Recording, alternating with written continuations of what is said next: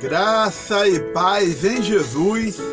Estamos aqui dando continuidade em nossa primeira aula de apologética, em nossa segunda parte. E nós estamos falando aqui no capítulo, as doutrinas bíblicas e a apologética, onde nós estamos falando sobre a regra de fé, baseado na regra de fé do CETEPAT. Nós estamos olhando aqui no que cremos. Nós vimos o primeiro ponto, que é sobre Deus, o segundo ponto, que é sobre a palavra de Deus, e vamos para o terceiro, no que cremos. Aí a parte da cristologia, Jesus Cristo, eu botei aqui no quadro. Cremos na concepção virginal de Jesus, em sua morte vicária e expiatória, em sua ressurreição corporal dentre os mortos, e sua ascensão vitoriosa aos céus. É o que cremos. Amém? Por que nós estamos analisando o que cremos? Eu falei no primeiro vídeo. Porque todo apologeta ou apologista precisa ter conhecimento aprofundado das doutrinas bíblicas. No que cremos, o quarto ponto, na pecaminosidade do homem. Essa pecaminosidade o destituiu da glória de Deus, e que somente o arrependimento e a fé na obra expiatória e redentora de Jesus Cristo é que pode restaurá-lo a Deus. Amém? Vamos lá. No que cremos? Na necessidade absoluta do novo nascimento pela fé em Cristo e pelo poder atuante do Espírito Santo e da palavra de Deus, para tornar o homem digno do reino dos céus. Quero ser salvo. É através da atuação do Espírito Santo, da palavra de Deus, que a pessoa é salva em Cristo Jesus. Amém?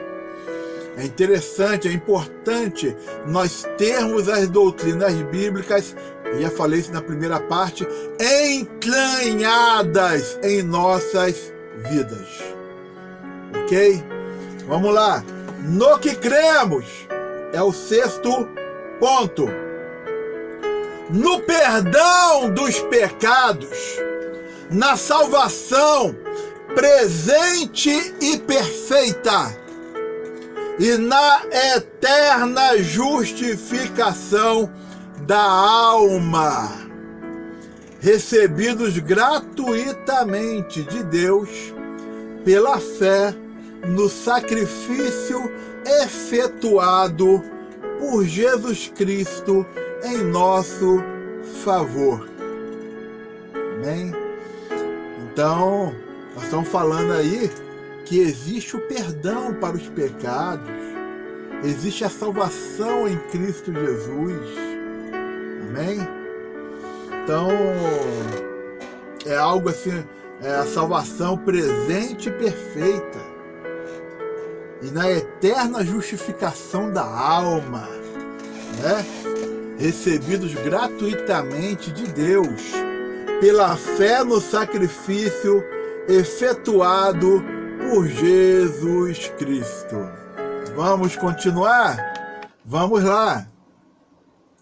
Sétimo, no que cremos? No batismo bíblico, efetuado por imersão do corpo inteiro uma só vez em águas, em nome do Pai, do Filho e do Espírito Santo, conforme determinou o Senhor Jesus Cristo. Tudo que nós estamos falando aqui tem aí algumas passagens bíblicas de referência. Amém? Então, no que cremos? Qual é a regra de fé do CETEPAT? O batismo por imersão, né, do corpo inteiro, uma só vez em águas. Amém? É interessante que existem outras igrejas evangélicas que creem no batismo por aspersão, que creem ser necessário batizar a pessoa novamente. Nós não estamos discutindo essas questões ou debatendo, estamos somente expondo no que cremos, ok? Vamos lá. No que cremos é o ponto 8. Na necessidade e na possibilidade de viver vida santa mediante a obra expiatória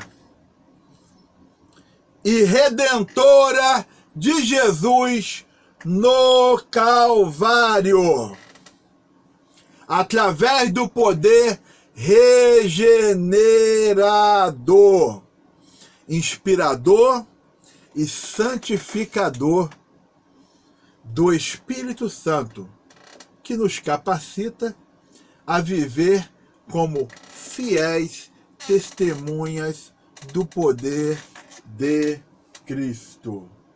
Aqui no oitavo, aqui no quadro, eu botei a palavra santificação. Então, no que cremos, na necessidade e na possibilidade que temos de viver vida santa mediante a obra expiatória e redentora de Jesus no Calvário, através do poder regenerador, inspirador e santificador do Espírito Santo, que nos capacita a viver como fiéis testemunhas do poder de Cristo. Então nós temos aí realmente pessoa regenerada, homem de Deus de verdade, mulher de Deus de verdade, porque é regenerado pela ação do Espírito Santo, conforme nos ensina a palavra. No que cremos? No batismo bíblico, no Espírito Santo, que nos é dado por Deus mediante a intercessão de Cristo, conforme a sua vontade. Está aí as passagens bíblicas, baseadas em Atos dos Apóstolos também. Existem outras passagens bíblicas. A teologia, no contexto do batismo com o Espírito Santo, existem várias passagens bíblicas, textos inteiros explicando sobre o contexto. Amém? Só que o ponto 10 é uma continuidade do ponto 9. Mas cada igreja interpreta, ou várias denominações, depende, tradicional, pentecostal, né? Neopentecostal. Então, cada denominação tem a sua interpretação sobre o batismo bíblico no Espírito Santo, ok? Porém, algo que não pode ser negado biblicamente é que existe o batismo no Espírito Santo. Se a pessoa negar, está negando uma doutrina bíblica. Vamos continuar? Vamos lá. 10. No que cremos? Na atualidade dos dons espirituais distribuídos pelo Espírito Santo à igreja para a sua edificação, conforme sua soberana vontade. A doutrina bíblica sobre os dons espirituais está expressa, exposta, aberta, está bem simples e de maneira fácil de compreensão na palavra de Deus, ok? Aí nós temos também variação de interpretação sobre os dons espirituais. No caso do CTPAT, Seminário Teológico Palavra e Teologia, nós cremos na atualidade dos dons espirituais. Existem várias denominações que creem nos dons espirituais, até na atualidade, mas interpretando de forma diferenciada. E existem os chamados cessacionistas, os que creem que os dons espirituais realmente existiram, mas cessaram. Não é essa a nossa fé ou a nossa compreensão. Ok? Vamos lá. 11. No que cremos? Na segunda vinda pré-milenial de Cristo, em duas fases distintas. Primeira, invisível ao mundo, para arrebatar a sua igreja fiel da terra, antes da grande tribulação. Segunda, visível e corporal, com sua igreja glorificada, para reinar sobre o mundo durante 1000 anos, é o que chamamos de milênio. Então, essa doutrina também existe uma variação. Nós aqui, nós somos pré-milenistas, pré-tribulacionistas. Nós cremos que a igreja será arrebatada, retirada da terra, antes da grande tribulação. Já existem alguns que dizem que a igreja será retirada da terra depois da grande tribulação. Outros dizem que a igreja será retirada da terra no meio da grande tribulação, ou são os chamados tribulacionistas. Tem uma variação de interpretação. Nós somos pré-tribulacionistas, pré-milenistas, ok? Cremos que a igreja não passará pela grande tribulação, ok?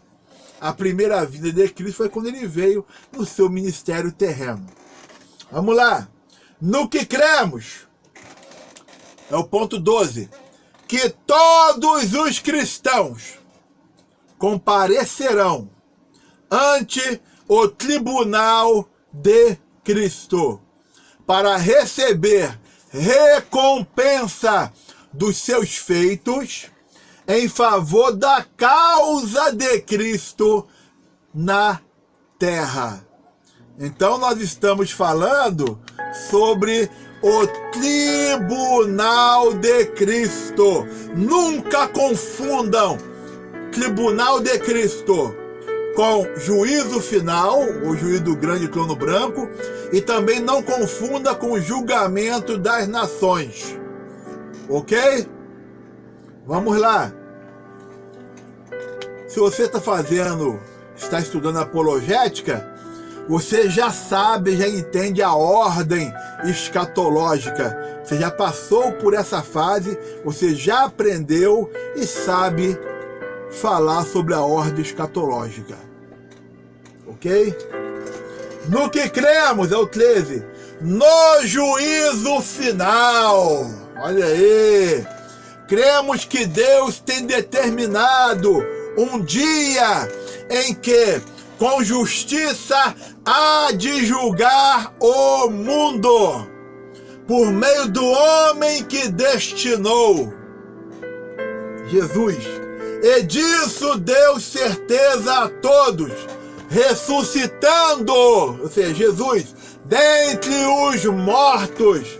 O apóstolo João, falando acerca deste dia, nos diz, ele diz o seguinte: e vi um grande trono branco, e o que estava sentado sobre ele, de cuja presença fugiu a terra e o céu, e não se achou lugar para eles. E vi os mortos, grandes e pequenos, que estavam diante de Deus, e abriram-se os livros, e abriu-se outro livro, que é o da vida. E os mortos foram julgados pelas coisas que estavam escritas nos livros, segundo as suas obras. E a morte e o inferno deram os mortos que neles havia, e foram julgados, cada um segundo as suas obras. E a morte e o inferno foram lançados no lago de fogo. Esta é a segunda morte. E aquele que não foi achado escrito no livro da vida foi lançado no lago de fogo. Amém? Então o juízo final, o juízo do grande trono branco, é algo bem transparente, bem palpável no contexto bíblico. E na nossa regra de fé, o último item aqui, que eu botei aqui no 14, é a eternidade, é o seguinte: no que cremos? E na vida eterna de gozo e felicidade para os fiéis, e de tristeza e tormento para os infiéis. Ok? Eu botei uma passagem aqui até de Mateus 25, 46, mas nos atenhamos ao contexto bíblico, porque existem várias passagens no Evangelho, no livro de Mateus, que está direcionando-se para os judeus. Ok? Então, outras partes nós pegamos e interpretamos para o nosso contexto escatológico. Outras partes, existe uma historicidade apontando para o povo judeu, para o povo de Israel, Jesus falando diretamente ali para o seu povo. Amém? Nós temos aí os objetivos da apologética. Amém? Nós vamos fazer o seguinte: vamos dar uma pausa aqui nesse vídeo e a gente dá uma continuidade. Amém? Graça e paz em Jesus a todos. Amém.